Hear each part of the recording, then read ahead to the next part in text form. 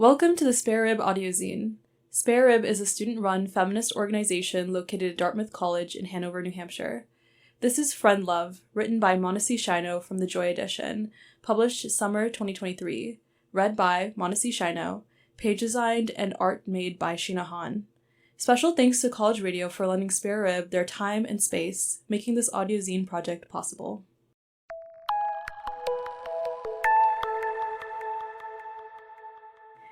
It is hard to believe that this is the 23's final edition. When we began in 2020, I really could not imagine what our little project would become. Now, 10 editions later, I sometimes am overwhelmed by the feeling that Spare Rib is some of the most important work I'll ever do in my life. It is so bittersweet to leave, to enter a new era of our friendship, away from how it all began. This piece is a series of letters to the 4 23s who have been my partners since day one. To Sophie. We'd been parked in front of my dorm for hours, unable to say goodbye. The sun was setting, but there was still so much to say after our trip to the Arts Emerson Theater, so many tiny, precious memories packed into one day. We felt the need to turn them all over in our hands, laugh together at the mishaps and madness. We talked about the new friendships we saw forming and the inside jokes that were cracked. Something new had blossomed in our tiny passion project. A little spark of togetherness, so tender we ached to see it ignite. We had no idea then how quickly it would spread, that the sense of community would become everything to us. Somewhere amidst our rumination, I said I could die happy tomorrow. It was a dramatic thing to say, but I remember you knew exactly what I meant. You have a way of asking questions, of explaining your thoughts, and weaving everything into a beautiful realization. There's something to discover in every conversation, a new road that emerges in the unending journey we are traveling together. There were many discoveries that night in the car, but the simplest was that we had built something precious. In the heat of a challenging existence, we had found ways to create something worth living for, something life-giving. It dawned on me that we do not have to do big things to change our lives, to create a microcosm of joy. I realized the impact of every small action, which rippled onwards, splashing onto shores I didn't know existed. And suddenly, everything we did was aflame with purpose. I kept thinking, this is why I'm doing this. This is why I do everything I do. There is a specific joy to learning that there is so much to hope for, that even the flutter of a butterfly's wing can move mountains and create storms. In the darkest moments of existential dread, this realization calls out to me. I am forced to see all the light in the world, not as something which simply exists, but is created. This joy of finding has spread into every corner of my being. It has lingered like a whisper, infused into every moment since. To Katie. We all stood in awe as you blew into the wood stove, kindling the dying embers into robust flames. A group of ribbers had been trying to start the fire for 30 minutes, to no avail.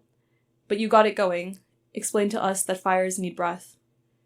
Warmth spread throughout the cabin, and you made sure that it would last the night. There's a reason that everyone says they'd hope to be with you if they were marooned on a deserted island or living through an apocalypse. It has been a blessing to be able to work with someone as capable as you, someone who holds everything together even when it looks like it is bound to fall apart. Creating a spark is easy, but there is a lot of love that needs to go into tending a fire once it catches. In reflection on how far we have come, and in my prayers for the future, I wonder, how do we keep a dream burning? How do we survive? Recently, when we talked about the beginning of Spare Rib, you said, we invented because we loved. In a college not quite made for us, we needed a place in which we could express ourselves, learn freely, and laugh wildly.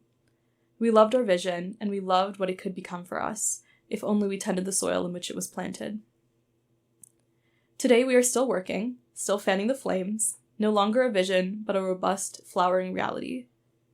When I think of you heating up that cabin, laughing and happily explaining the process to us, I think to myself that what is watered will continue to grow. When we are around the right people, when we love each other and what we gather to do, the stars need not align perfectly.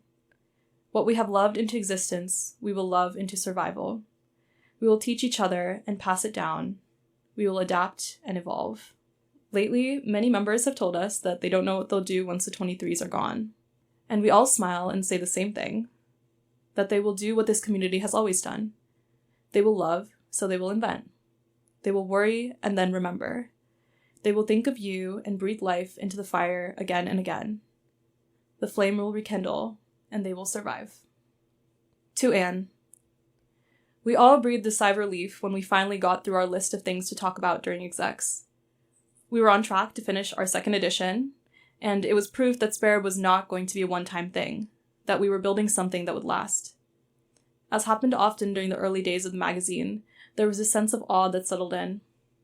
Suddenly you said, "Guys, we should be friends. Why aren't we friends?" And we all burst out laughing. We were friendly, but not quite friends yet. It was an interesting relationship to have read someone's most intimate poetry, but not know if they had any siblings or why they chose their major. And slowly, we grew closer. How could we not, pouring our passion into Spare Rib, pulling all the stops to scrape together every edition like our lives depended on it? Your question has stayed with me for many years because there was a specific, unassuming knowledge in it, that friendship and fun should always be part of the equation. You truly embody this practice. You make us smile endlessly with your fun facts. The way you accidentally derail meetings, it always brings us closer and closer.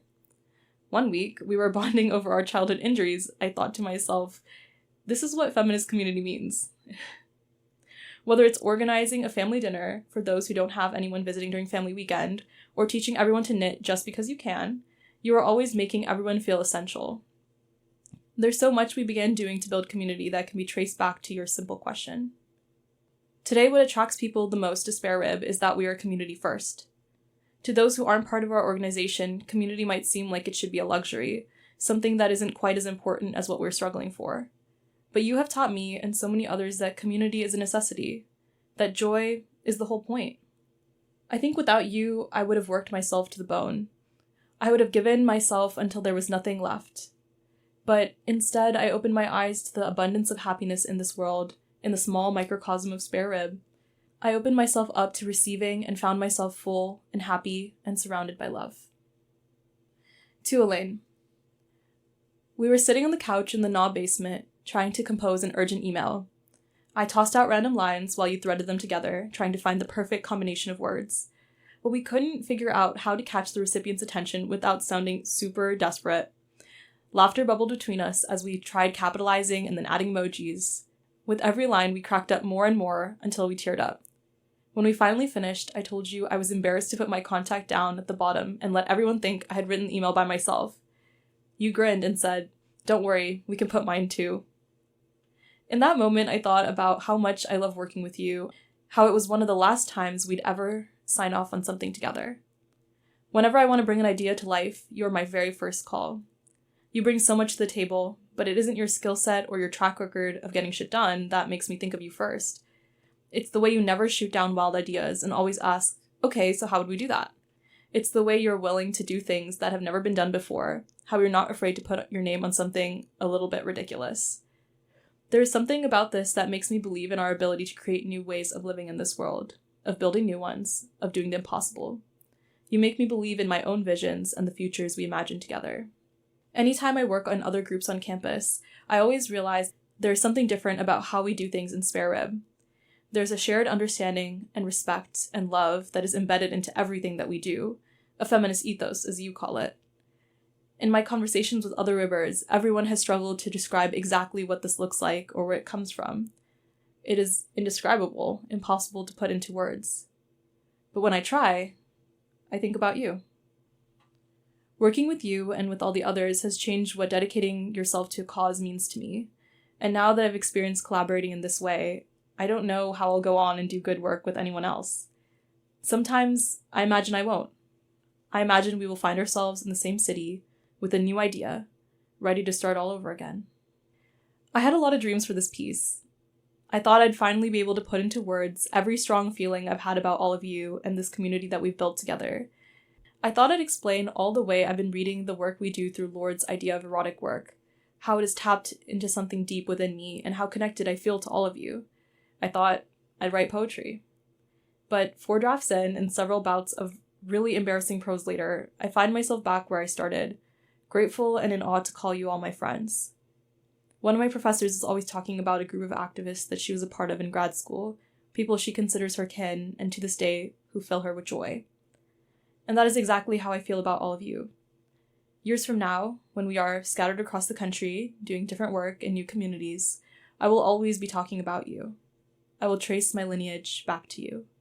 A group of feminists who created with love, centered joy, and imagined better worlds. Thank you for being my people. I pray that my existence will run through yours over and over again. Love, Monacy.